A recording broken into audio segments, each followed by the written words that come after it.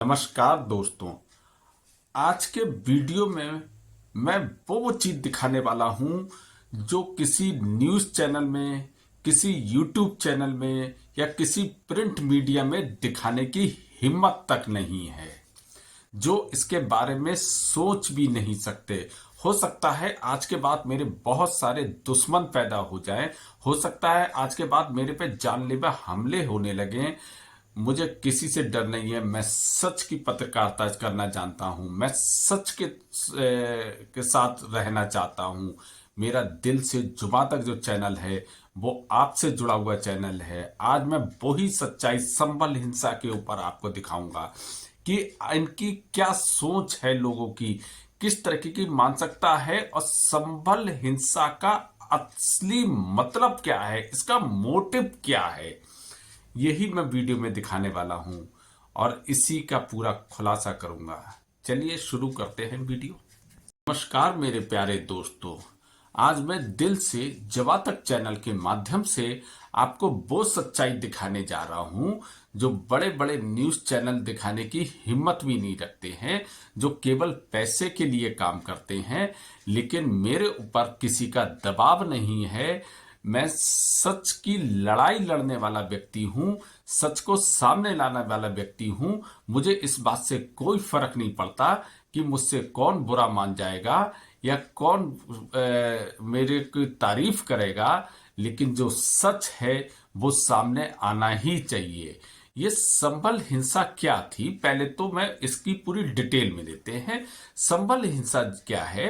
एक कोर्ट के आदेश द्वारा एक मस्जिद का सर्वे करना था, जिसमें बहुत बड़ी पुलिस फोर्स को पहले से ही अंदाजा था कि यहां पर कुछ गड़बड़ हो सकती है और अच्छी खासी पुलिस फोर्स भी वहां पर थी, जिन्होंने बहुत सारे जो धार्मिक नेता थे एक पक्ष के, उनके साथ मीटिंग भी करी थी। उन्हें विश्वास दिलाया गया था कि हमें कोर्ट का आदेश का पालन करना है। हम कोई ऐसा काम नहीं करेंगे जिससे लोगों की धार्मिक भावनाएं आहत होती हों। हम सीधे सीधे सर्वे करेंगे और सर्वे करने के बाद कोर्ट को वो अपनी रिपोर्ट जो है वो सबमिट कर देंगे। इसमें कोई गलत नहीं था। लेकिन उस सर्वे में कुछ लोगों ने ये सेट करने की कोशिश की कि अब संविधान हमारे देश में नहीं चलेगा। चलेगा तो जो हम चाहते हैं वो चलेगा, और हमारे देश की जो पुलिस होती है वो हमारे लिए बनी है, पूरी शासन व्यवस्था को संभालने के लिए पुलिस बनी होती है। अगर उसी के ऊपर कोई पथराव कर दे तो ये बहुत बड़ी घटना है। ये कोई हिंदू मुसलमान की घटना नहीं थी, ये पुलिस के ऊपर यानी एक संवैधानिक संस्था के ऊपर हमला था। यानी वो ये सेट करना चाहते थे कि अब आप पुलिस, सीबीआई, ईडी, रॉ सबको खत्म कर दीजिए। जो हम चाहेंगे वो इस देश में चलेगा। जो यानी संविधान चाहेगा, संविधान का हम सम्मान नहीं करते हैं। अब भीड़ तंत्र का राज चलेगा। जिधर भीड़ होगी उधर ही न्याय माना जाएगा। कोई कोर्ट का आदेश नहीं, कोई संवैधानिक संस्थाएं नहीं, किसी तरीके की कोई सच और झूठ नहीं, क्योंकि भीड़ हमारे साथ है, हिंसा हमारे साथ है, ताकत हमारे साथ है, हथियार हमारे साथ हैं। इसलिए हम अब जो कहेंगे अब वो चलेगा। लोग बहुत सारे कहते हैं ना कि बाबा साहब अंबेडकर ने संविधान बनाया और उस संविधान के अनुसार चलते हैं, और बाबा साहब अंबेडकर का बहुत ज्यादा सम्मान भी करा जाता है। मैं भी खुद करता हूं। लेकिन आज किसके आदेश पर? उन्हीं बाबा साहब अंबेडकर के संविधान जो बनाया था, उस संविधान के आदेश का पालन वो करने जा रहे थे। कहीं से कोई और नहीं था। पुलिस अपनी तरफ से कुछ नहीं कर रही थी। सीधे सीधे एक सर्वे करना था और उस संविधान का ऐसा मजाक बनाया गया, इस तरीके से उन्हें घेर के पूरे खत्म करने की कोशिश की गई। यहां तक कि वहां पे जो एसपी थे उनकी रिवॉल्वर छीनने की कोशिश की गई। तो बताइए, एसपी कोई छोटी पावर होती है जिसकी रिवॉल्वर तक छीनने की कोशिश की गई? और ये भीड़ तंत्र इतना आया कहां से? और ये ईंट पत्थर आखिर इतने आते कहां से हैं? यानी उनका पहले से ही प्लानिंग थी। उन्हें इस बात से मतलब नहीं है कि क्या हो रहा है, सर्वे हो रहा है। उन्हें सर्वे नहीं, उन्हें अपनी विचारधारा को स्थापित करना था कि नहीं, आपके हमारी मस्जिद में घुसने की हिम्मत कैसे हुई। हम किसी कोर्ट को नहीं मानते, चाहे वो लोअर कोर्ट हो, चाहे वो हाई कोर्ट हो, चाहे वो सुप्रीम कोर्ट हो। अगर आज इस पे एक्शन नहीं लिया गया ना, तो संविधान को एक तरफ रख दिया जाएगा और उसके बाद भीड़ तंत्र से पूछा जाएगा कि आप क्या चाहते हो। और जिस तरीके से हमारे राजनेताओं का रवैया है, वो इतना कायराना है, इतना घटिया है कि वो उस पुलिस के पक्ष में, यानी जो आपकी संस्था है, जो आपकी रक्षा के लिए बनी है, जिसके द्वारा आपका देश चलता है, आपके देश के कानून का पालन होता है, आप उसके पक्ष में ना खड़े होके उन दंगाइयों के पक्ष में आप खड़े हो गए और उनकी वकालत कर रहे हो। और आप उस जो संभल हिंसा हुई है उसमें पेट्रोल डालने की और कोशिश कर रहे हो आप। तो यानी क्या इन पे देशद्रोह का मुकदमा नहीं चलना चाहिए? यहां तक कि हमारे जो पूर्व मुख्यमंत्री हैं श्री अखिलेश यादव जी, आज वो दंगाइयों को 5-5 लाख रुपए देने की उन्होंने घोषणा कर दी है। यानी इसका मतलब ये है, आप दंगा करो, आप पुलिस पे ईंट पत्थर चलाओ, आपको पैसा हम देंगे। इन्होंने क्या सेट करा है, क्या राजनीति। भाई, राजनीति एक तरफ है, जब तुम मुख्यमंत्री थे क्या तुम अपनी खुद सुरक्षा करते थे? यही लोग तुम्हारी सुरक्षा तुम्हें प्रदान करते थे, यही लोग तुम्हें पूरी सुरक्षा देते थे। जिनके ऊपर हमला हुआ है, आज आपने उस पुलिस को दोषी करार दे दिया, और जिन लोगों ने दंगा करा था आज आप उसके पक्ष में खड़े हो। मैं तो सबसे पहले अपनी अदालत से कहना चाहता हूं, अपनी माननीय सुप्रीम कोर्ट से कहना चाहता हूं कि जो इनके पक्ष में, जो पार्टी इनके पक्ष में खड़ी हो रही है ना आज, इनकी पूरी पार्टी को निरस्त कर देना चाहिए। इन पे देशद्रोह का मुकदमा चलना चाहिए। ये जो 5-5 लाख रुपए दे रहे हैं ना, ये देशद्रोह है। इन्होंने किसी हिंदू मुसलमान की लड़ाई में कोई मुआवजा नहीं दे रहे हैं।